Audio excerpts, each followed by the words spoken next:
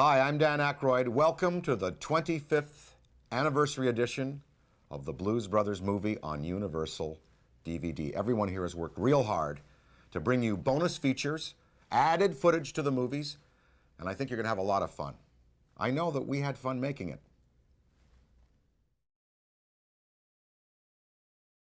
But ladies and gentlemen, take a good look at these two kids because you're going to see a lot of them, and they're going to say, here they come, and yonder they go. They come on like we the people and go off like gangbusters.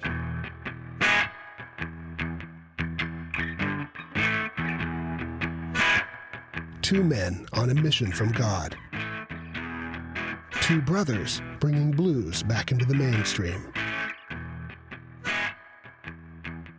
Two best friends doing what they love most, and through that, igniting a cultural impact that was nothing less than astonishing. Jake and Elwood, the Blues Brothers. A story that's almost too good to be true. We fell in love immediately at the moment we saw each other, and we were listening to a blues record at the 505 club that I operated, and he said, you know, what's this? And I said, it's Downchild Blues Band, a great, you know, local blues outfit. He said, blues, huh? I like this. And I said, John, you're from Chicago. Come on, you should know about, you know, the blues. It's the home of electric blues, you know, Muddy Waters, Willie Dixon. He said, well, I'm into heavy metal, man. I said, well, you teach me about heavy metal, I'll teach you about the blues. But the two of them, of course, bonded immediately and became a team in the early days of Saturday Night Live. My recollection is that they started to perform as the Blues Brothers to warm up the audience before we would go on the air live at 11:30. That was really how Danny got on stage with us, with the band, and was playing a bit of harp at the time.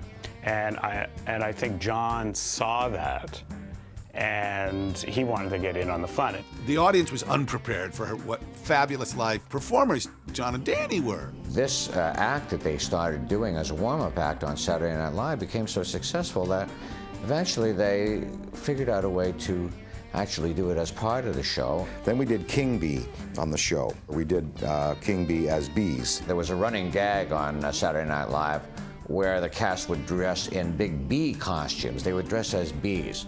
John hated to have to put that costume on. That was no secret. But the one time he didn't hate it was when he put the bee costume on with the shades and sang, I'm a king bee baby. And they finally got to perform as Jake and Elwood on the show. Once we got out there, once the band kicked in, and I looked at him and just saw the charisma and everything, and we started to dance together. And of course, the audience reaction from the first few seconds was pretty good. You know, we really knew we had something. After an electric first performance, Dan and John traded in their bee costumes, adapted a new name, and created a style that went on to make blues history. I introduced them as, here they are, those brothers in blues, the Blues Brothers. And I don't know, it was just something that came out. It was just a, you know, it was just a kind of improvised introduction to them, and it just sort of stuck.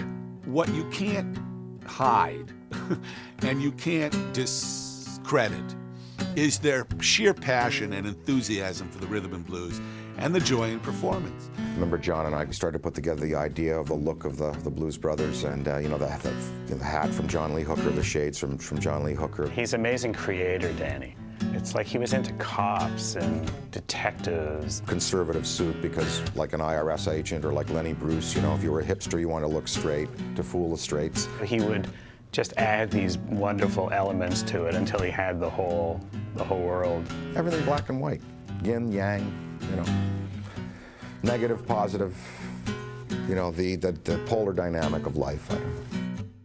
With the look and style in place, the timing was perfect for the brothers to bring the blues from stage to screen. Oh, yeah?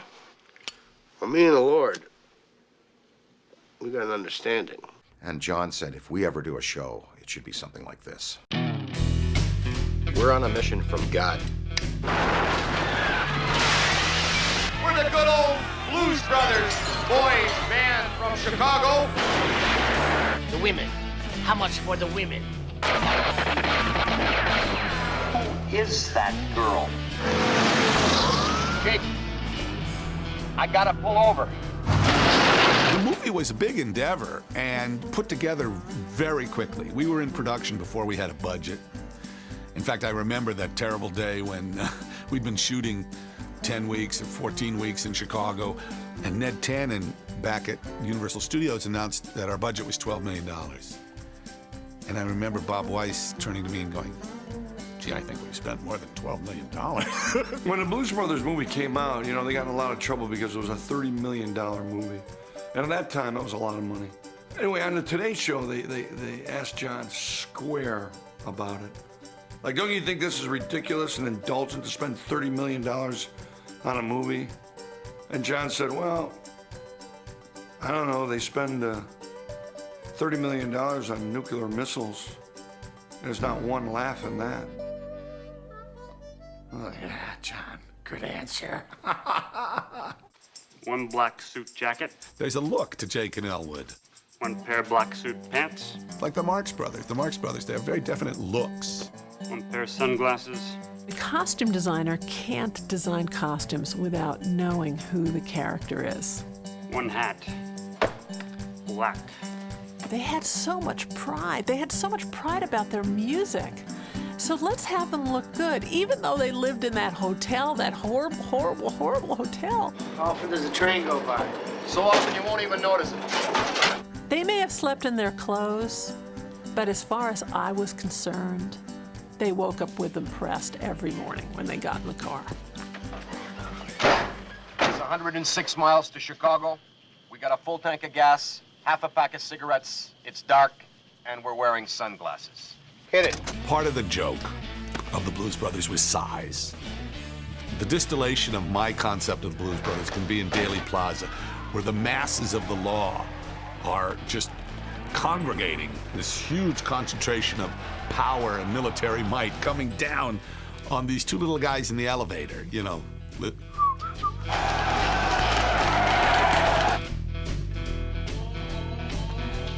I help you?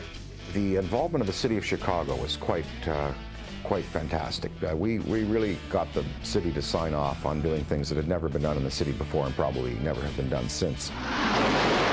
Getting to drive through the glass of Dealey Plaza, getting the cooperation of police and fire department, getting the city to sell us these cars. I think we bought about, I don't know, 40 or 50 police cars, made them look like 100. Hi, this is car, what number are we? 55. Car 55. We're in a truck. It's interesting because now the movie is kind of a snapshot of Chicago at a certain time. Maxwell Street no longer exists. A lot of what we shot isn't there anymore. What the movie, I think, did for the city and in terms of a tourist base and just making it, you know, one of the 7 wonders of the world now to some people in the city of Chicago after that film.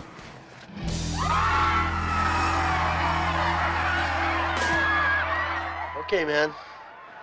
We'll take these axes. Naturally. And as usual, I gotta take an IOU. John and Dan were so sincerely fans of the blues and in love with it that you're seeing that shared love and the energy that creates. There's something really joyful and spiritual about it. How can you not love these guys? They're like a beautiful old Charlie Patton record that's been played one too many times, but you still want to hear it. You watch the Blues Brothers movie with your head down, and you leave that movie with your head up. It's the energy, it's the relationship between Jake and Elwood. They both were terrific movers. I mean, Danny, look at him in the church. I mean, look at him go. You know, Elwood, also at the concert at the Palace Hotel where he's dropping on his knees and stuff. And Danny was a young man. I'm going, Danny, you're going to pay for that later. Don't do this, you know. But that's John doing cartwheels. I mean, not the big, long one, because I wouldn't let him. But, you know, he cartwheels in and out. I mean, they were both very physical. The band, Elwood! The band! The band! Praise God! And God bless the United States of America! Every scene that John and Danny are in was my favorite scene.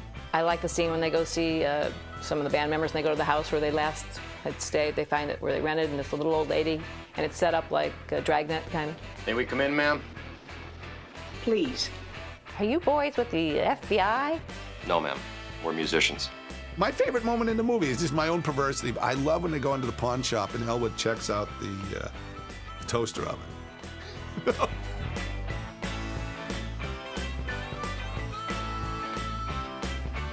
I guess the great moment for me is when he takes his glasses off. The only time in the movie you see his eyes.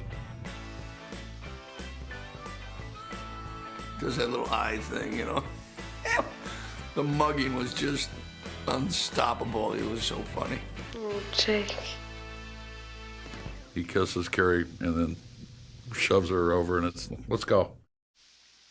Let's go. That cracks me up. Blues Brothers, the movie, wasn't only a phenomenal box office success. The characters, the setting, the music struck a chord that transposed the screen and became a worldwide sensation. Yeah, we took a road trip all the way from Buffalo, New York, which is 450 miles away, just to see the Blues Brothers. All of the great blues acts are here, and it's really funny. The music was just phenomenal. It's classic. The two underdogs who overcome unrelenting odds to succeed in saving the orphanage. It's what America's all about. It is America summed up in a single film. We were asked to talk about a favorite movie and how it affected our lives. Now, guess what movie that is? I love that sound. How many times have I seen the Blues Brothers? 5, probably 5, 6, yeah. 10 times. Probably about a dozen. At least 10, 20. 20, 25 times. 30, 40 times. 50, probably at least. I can't even count how many times I've actually seen this film. The Blues Brothers gave us a new way of talking, dressing, new merchandise, the style, the sound-alikes, and the look-alikes, all wanting to be like the Blues Brothers. I've been in Israel, in Tokyo, in London, in Orlando, Florida, where suddenly Jake and Elle would walk up to me. We got the briefcase, the handcuffs, at the knuckles. We even got the Timex digital watches here, like they got from the 70s with the infrared on it. Keeps perfect time, too. Jake and Elwood, the Bluesmobile, the shades, the look, the style, and perhaps the greatest impact of all was felt in the world of music. They just made it more accessible. They made the blues more accessible to a lot more people. All the cats were in it, Ray, and everybody was in it. Nobody did more for the blues than the Blues Brothers. Nobody celebrated Muddy Waters. Who was putting Aretha Franklin in a major motion picture? Who brought Ray Charles and James Brown back? The Blues Brothers. It was Jake and Elwood who stepped out and said, no, we've got to have the real people. We may be entertainers, but we got to have the real band. We got to have Steve Cropper. We got to have Matt Guitar Murphy. We got to have the real deal out there. And it was because of them that blues music had a revival. Thank God for the Blues Brothers because they brought them out. They brought them out and said, hey, wait a minute, we're not dead. We're still here and you're playing our music. I think anybody that watches the movie will want to know more about blues, more about the music, more about the people and the history. The careers of these performers were revitalized in so many cases. James Brown, in his latest book, gives them full credit for giving him another lease on life and career-wise. Through Dan Aykroyd and John Belushi, I got to work with some pretty extraordinary people.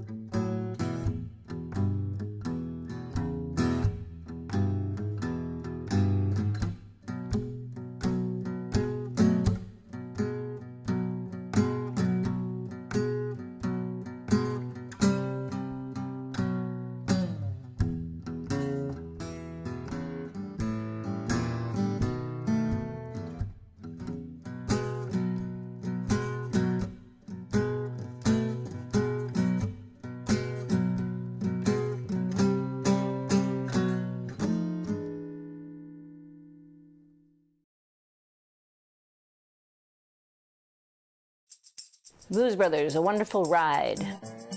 Motion and emotion, yeah. John comes from Wheaton, Illinois.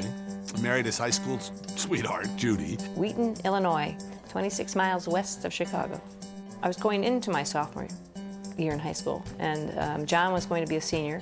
And we took out some boats, a group of kids, and we were having a water fight, and he came back and hit me with the oar and showed much concern. Phoned me that night to see how my arm was.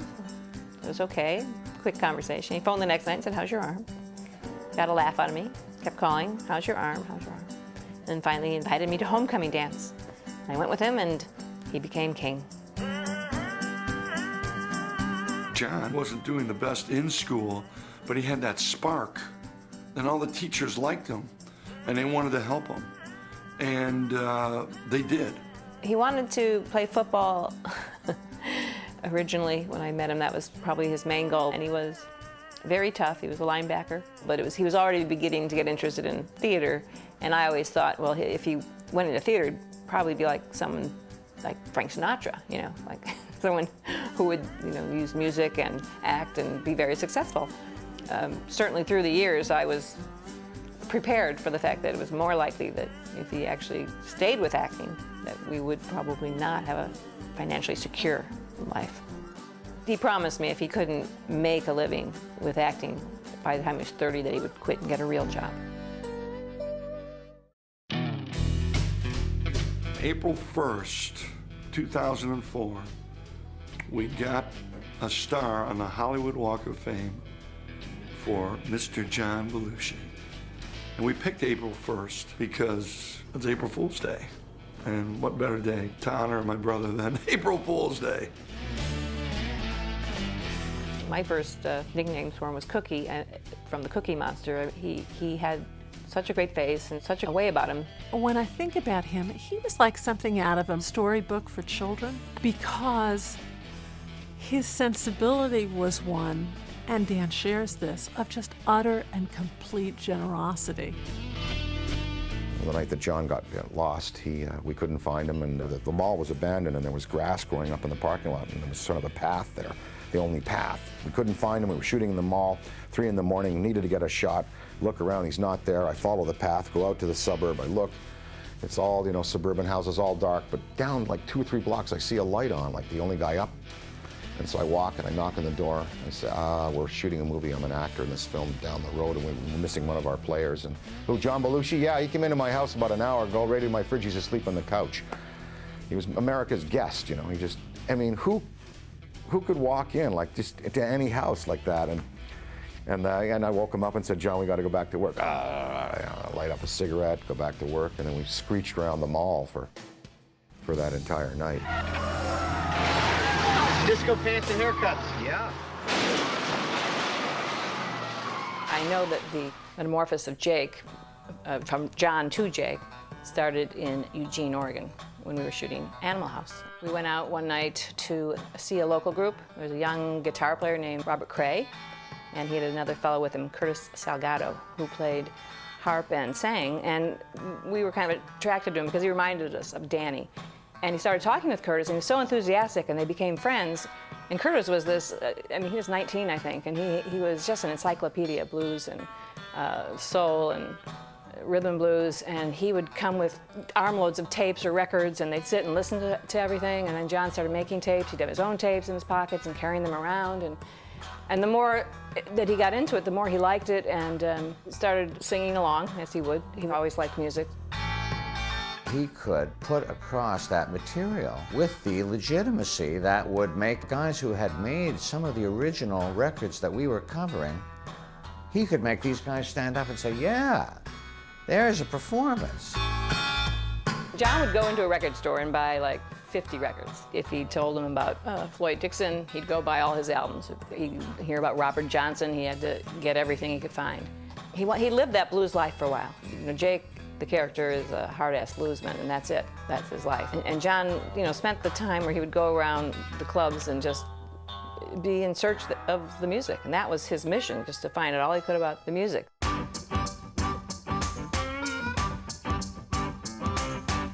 John used to always say in the concerts, I advise each and one of you to get out and buy as many blues albums as you can. John was much more disorganized than Dan. John was much more spur of the moment than Dan. They took a couple cross-country trips together over the Saturday night years, where just the two of them drove.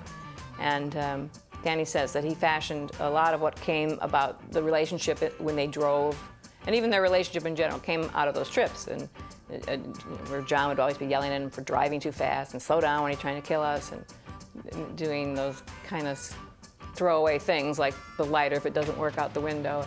Where's the Cadillac? The caddy. Where's the caddy? John was an extremely gifted, larger-than-life personality, very, very funny, very, very sweet.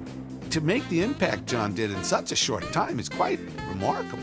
He was brilliant on camera, kind of unpredictable in the rehearsal process, but then he would just ignite on screen.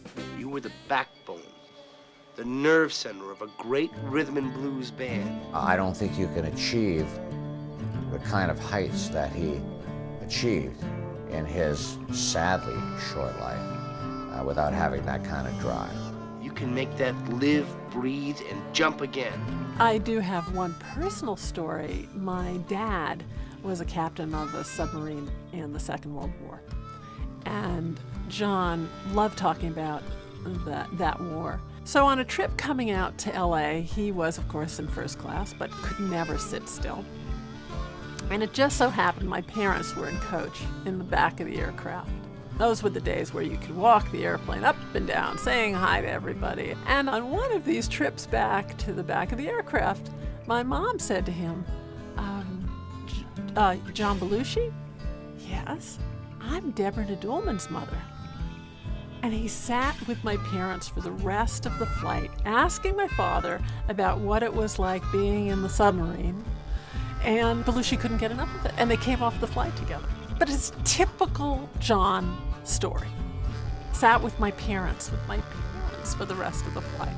And he was fascinated.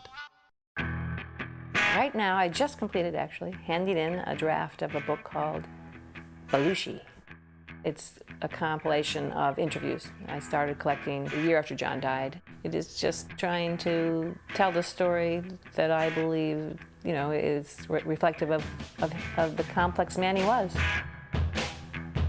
I thought when John died it was over, and here we are 25 years later. It's been an incredibly wonderful adventure the whole time. And of course, as I say, when I walk into my nightclub there, in Las Vegas at the top of the Mandalay Bay Hotel with the view of the Strip, do I think of Johnny or what? Wow. Because, we're living like Elvis and Sinatra there. And wouldn't he love it, John loved a good time anywhere. He was a good man and a bad boy. People tell me how grateful they are to him for introducing them to the music. Just whatever level it is that people feel like he touched them on, they want to tell me. And it's really quite a lovely thing. One thing I can say about my brother John, he was really funny. Funny! He had a funny face, he had funny expressions, he said things funny. I ran out of gas. I had a flat tire. I didn't have enough money for cab fare. My tux didn't come back from the cleaners. An old friend came in from out of town. Someone stole my car. There was an earthquake, a terrible flood, locust. It wasn't my fault, I swear to God! Just piss-ass funny.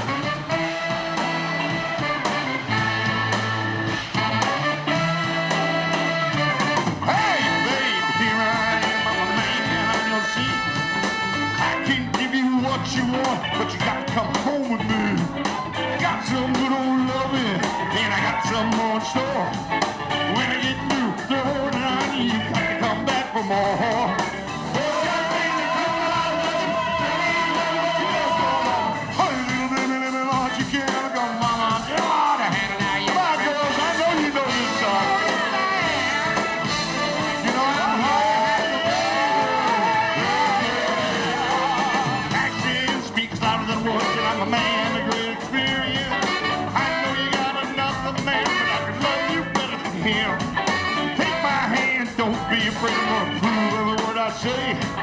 I'm advertising up for free. Make your bad with me. Well, I got me come by, I ain't never gonna cancel. Hey, you can't go, mama. I'm so hard to handle now, yes, you mean. Tell them that word. I know you are. So I'm hard to handle, baby. Put rock on the keyboard.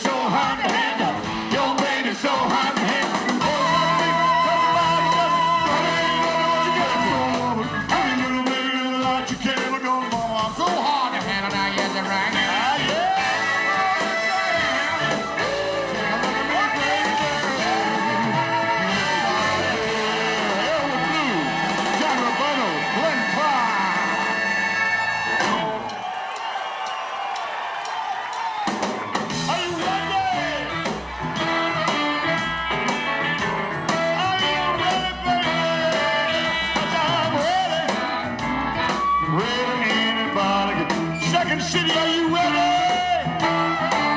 I'm ready.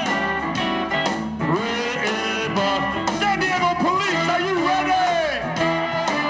'Cause I'm ready for you. I hope you're ready for me. Are you ready? I got an excellent pistol on a graveyard frame. I'm shooting 2 stone bullets, wearing balls and chains. I'm drinking TNT, smoking dynamite.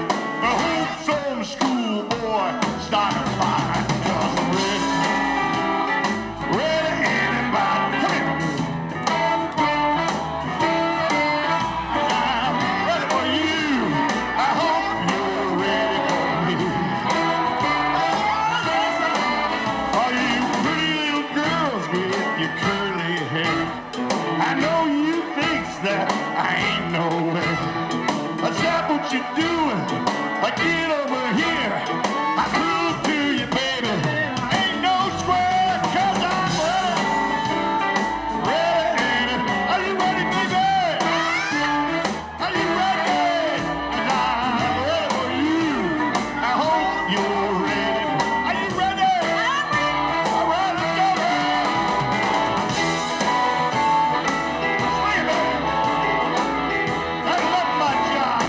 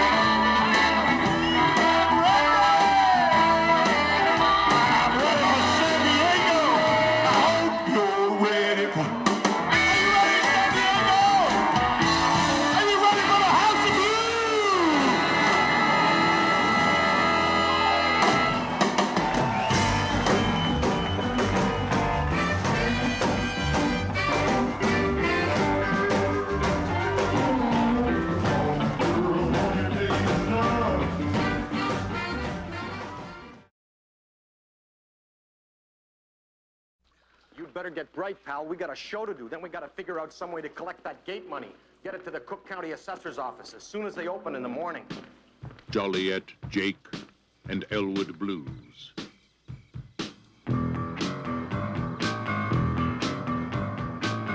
Two men with a mission, and only 11 days.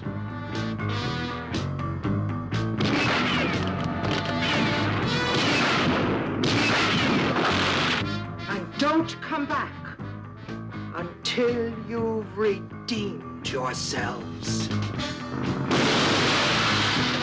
Our Lady of Blessed Acceleration, don't fail me now.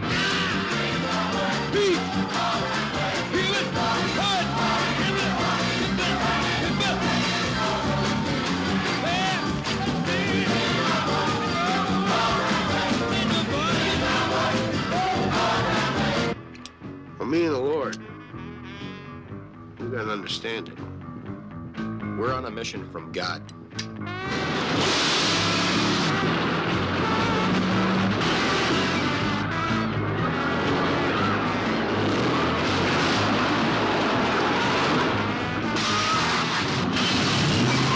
Lots of space in this mall. Walking around every day playing games and taking scores. Trying to make other people lose their mind. Well, be careful you don't lose yours. Yeah, Clint. Now, how are you going to raise $5,000 in 11 days without ripping off somebody? Dance to the jailhouse rock. Dance to the jailhouse rock. Dance to the jailhouse rock. Dance to the jailhouse rock. I remain celibate for you.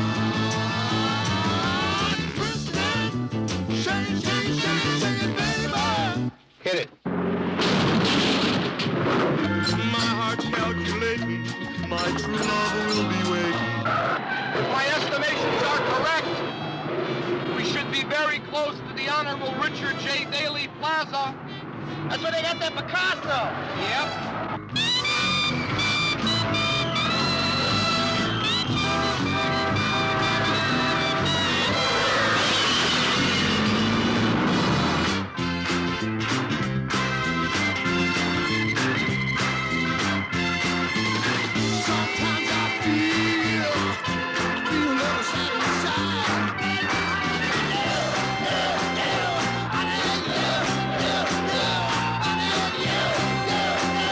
Two guys come in here, black suits, black hats, one carrying a briefcase? Yeah, I just sent him down there.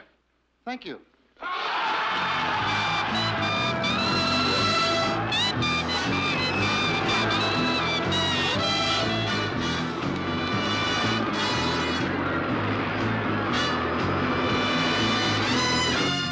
John Belushi, How much for your wife? Dan Aykroyd, After the gig, maybe we could, hang out together. James Brown, I heard the sound in my car. Cab Calloway,